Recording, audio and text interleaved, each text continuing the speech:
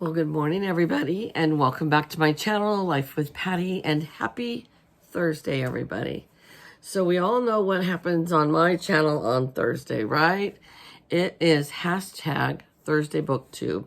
Now, this is an open collaboration that is hosted by myself and my friend Daphne over at My Mountain Home and Kitchen. Anybody is welcome to join in. There really are no rules. You can just talk about reading. You can do reviews. You can show us your cookbooks, your craft books, your color books, or whatever you're reading, or whatever you want to do. Even if you just want to talk about reading. Like, I watched this channel today, and I can't even remember his name. And he was just talking about how people say, how in the world can you read so much? Because he reads, like, he said, like last week he read 5 books. And he works, and he has a family. But he just talked about it. And he talked about his priorities and, his reading time that he sets aside, and that he is a fast reader. And like he said, and I agree, reading is at everybody's own pace, level, enjoyment, whatever. So I have kind of a mirage of different things to talk about today. But first off, I finished reading this youth read, Little House in the Big Woods. Now, this is by Laura Ingalls Wilder, as most of you would know. And the TV series Little House on the Prairie was based upon these books. Well, as a child, I only read, I think it was number 3 that I had read. And it is just called Little House on the Prairie. And that was the only one I had ever read. I didn't read that much as a child, and we've gone over that. I've talked about that in previous videos, but I really did not read that much as a child. I always went to the convent, to the nuns for special reading classes, because I wasn't reading up to my grade level. And they said that I would read, but I wouldn't absorb what I was reading. And anyways, but reading wasn't a priority in our family. And it's funny now because my sister, my youngest brother, and I all love to read. So go figure. You never know. But anyways, I told myself there's a lot of youth reads that I have never read, and I'm going to start reading them just to say that I did read them. I've never read Little Woman. I've never read a lot of the different books. So I did finish this book today, like I said. And the thing that I find intriguing with it, now that I am an adult, is that I was talking to a customer today who said she remembers reading it as a child, and she reread it like a year or so ago, and she's probably my age.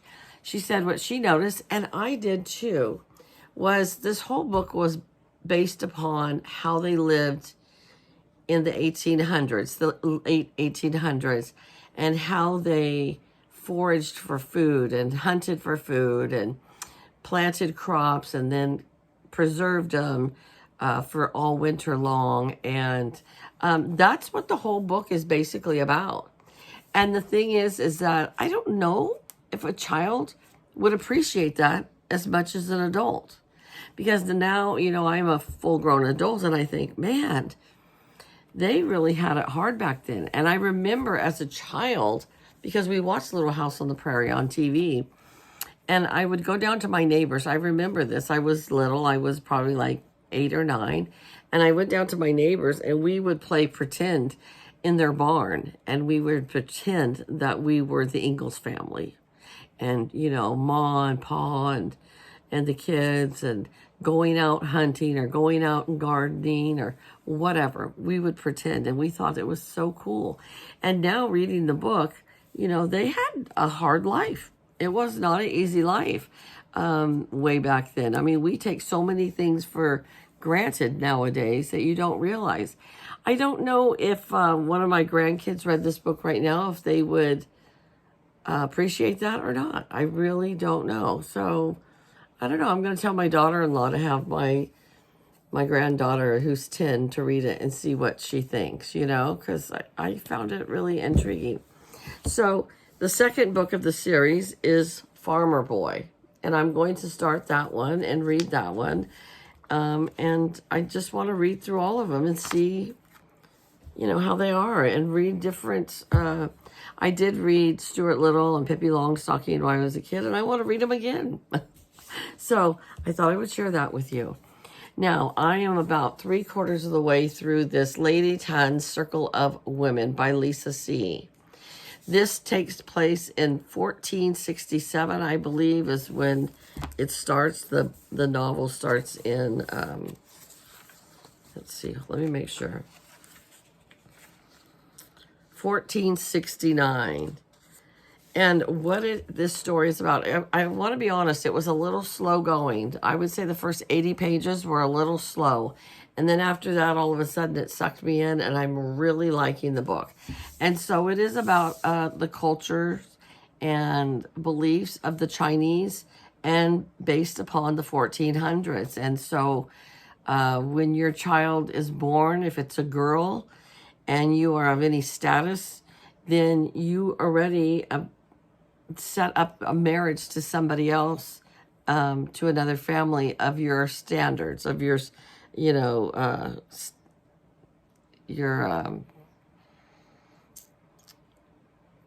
I don't know what to say, your level, so anyways, they set Lady Tan up with her husband when they were 3 years old. At 15, she goes to marry her husband that she's never met before. And once she goes to marry him, she loses all connection with her family unless his family is okay for them to visit. And that's just the way it is. Everything that she does goes through her mother-in-law. And the thing is, one of her best friends becomes a midwife, and she is not of elite status. And so she and her mother are midwives, which are not really looked down on, but they are not of royalty, so to speak.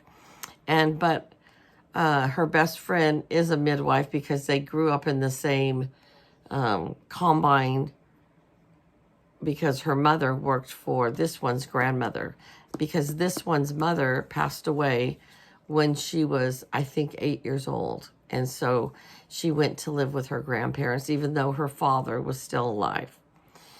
And she was very close with her grandparents. And so, anyways, the amazing thing to me is that her Lady Tan and her best friend both had their marriages arranged, and they both loved their husbands very much, and they both got along with their husbands very much, and their husbands loved them. But, if you don't have a son by a certain age, then he can take another wife until he gets a son for an heir. So she has 3 daughters. And so his mother says it's time. He needs to take on a second wife because she has not produced a son for him. And then the girl that they arranged for him, and he is 30, and the girl they arranged for him is 14.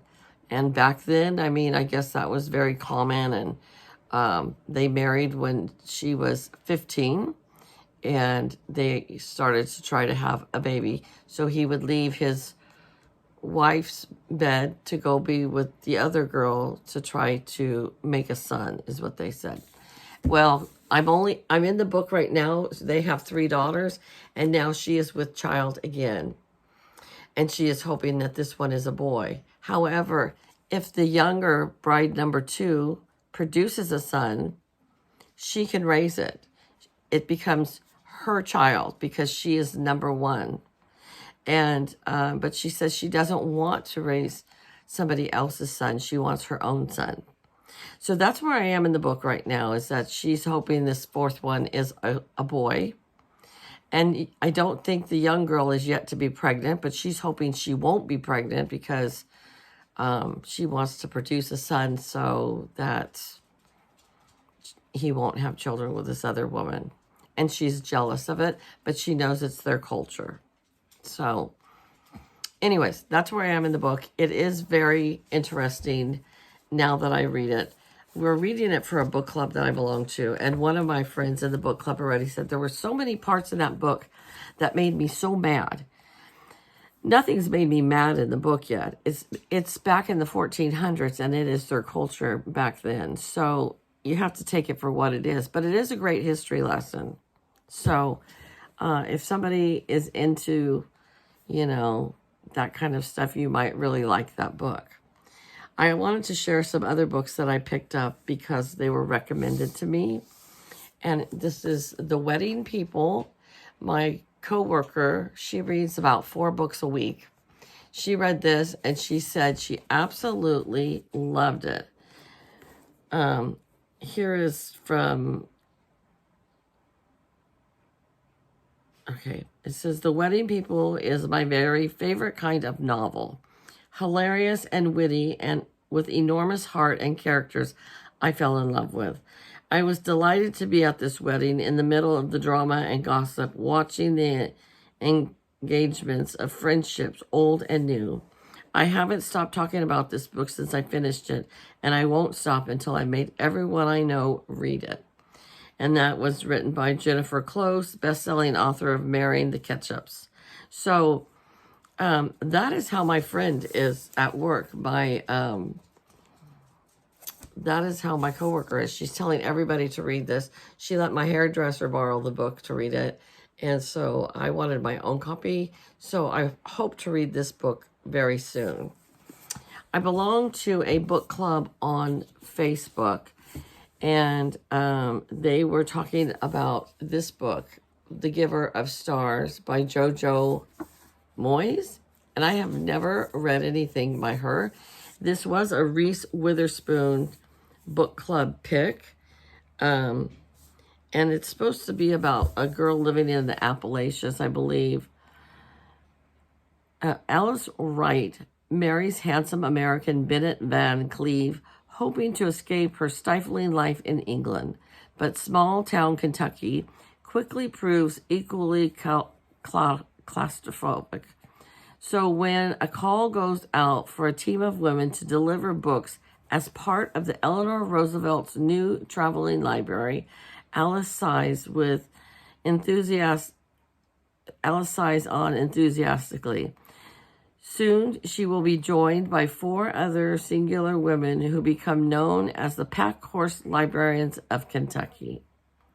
Set in Depression-era America and based on a true story, The Giver of Stars is a breathtaking tale of their remarkable journey and a richly rewarding novel of women's friendship, of true love, and of what happens when we reach beyond our grasp for the great beyond. So that sounds like a really good book to me. This book we had at my work on clearance is called The Boy in the Barn. And let's see, it says, I have to say that every once in a while I run across a book that leaves me speechless. This book is one of them. Mrs. Stone proves once again that she can write in any genre and produce a winner. This is by an Amazon reviewer. Their childhood was dominated by pain and fear, and they escaped the darkness at first chance. But darkness is at best that doesn't let go easily, and now it's found them. It will be a battle that will threaten their lives and souls. The time to fight is almost at hand, and this time they can't run. So that sounds pretty good too. And then I found this one at Target, If He Had Been With Me. But I want to show you, this is so silly. This is the reason I bought the book. Look at how pretty it is. I love him in a way I cannot define. Isn't that a beautiful book? Look at that. It's just so beautiful. And this was in the youth read. So this was in the youth. I thought that when you were in love, it would always be right there. So, let's see. I don't know. My coworker has read this one as well. And she said she liked it, but it's a young adult is what it's called. I don't know. It doesn't give a little description. But anyways, I simply bought it because I thought the book was so beautiful. So I hope to get to some of these books quickly. And I'm not sure. I think I almost want to read The Giver of the Stars first, after I finish with Lady Tan's Circle of Women. I am meeting up for our book club next Wednesday night, and so we will discuss this book, and then the next one, the host, she will decide the next book, and I have a feeling she is going to pick The Secret Life of Bees, because she said she read it, she really loved it, and I don't know that any of the rest of us has read it. So I haven't read it, The Secret Life of Bees. And I know it became a movie too, but I am willing to read that book. I want to read that book. So I wish I read faster so that I could read this one as well. But we'll see. I'll keep you posted. This is one of those I just read a chapter here and there, a few pages here and there, just to get me through the book. I'm not in any big hurry for these, but yeah. And I've watched a lot of booktubers lately. There's a lot of booktubers that read 10 books at a time. You know, I usually have 2 books going at a time always, sometimes 3, but I don't like to do that simply because it takes too long to get through the book. So, you know, once I got set going on this book finally, I really did like it. So I just want to finish that book. And then if I have time before we start the next book club book, I will pick one of these that I've shared with you tonight. And I will read that. So, folks, tell me if you have read either one of these 2 books. And if you've read any of these. Have any of you read? I guess Lisa C. has a lot of really good books. And I think Jojo Moyes is supposed to be a pretty good author that has quite a few out there as well. The Giver of Stars. Who's read that? This is a #1 book right now. It comes from the Jenna Bush. Jenna Bush recommended this one. And I don't know how many books that Allison Epesach, I don't know how many books that she has written. Let's see. Allison is the author of novels The Adults, a New York Times Editor's Choice, and a Barnes & Noble Discover Pick. The Notes on Your Sudden Disappearance, which was named Best of 2022, and her short stories. And so she's written 2 books and then another one on short stories. So she hasn't written a lot of books. But boy, she hit the ticket on this one because it's a #1 bestseller right now. So has anybody read that? This is one of those books that I don't think got a lot of great reviews on, or it just didn't get out there. It was published in 2019. Oh, print book publication, January 2020. And I don't know that they even have anything about the author in here. You know how usually they'll have something about the author. Let's see. Nope, they don't have anything about the author. So I'm almost thinking that this one might be their first one. I don't know. But has anybody read that? And this is young adults, but has anybody read this one? If He Had Been With Me. So I'm just curious to see how many of you have read any of these books and what you thought of them. All right, you guys, well, take care, and I hope that you enjoyed this video.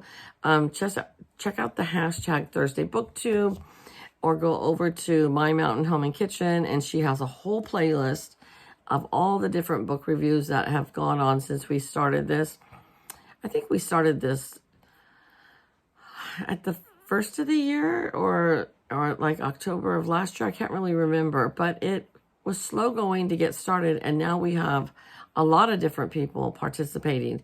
So if you are a YouTuber and you have a channel and you do content and you love to read or share about books, you're more than welcome to jump in. We just ask you to put that hashtag in there, Thursday BookTube, and upload on Thursdays. And if we don't come over and comment on your video, come over and let one of the two of us know so we can go over and watch your video. And because not always does the hashtag bring them all up. So, all right, guys, take care. Have a great evening. I'll talk to you later. Or great morning. It's evening when I'm filming this, but it's going to go up in the morning. So have a great Thursday. Bye, guys.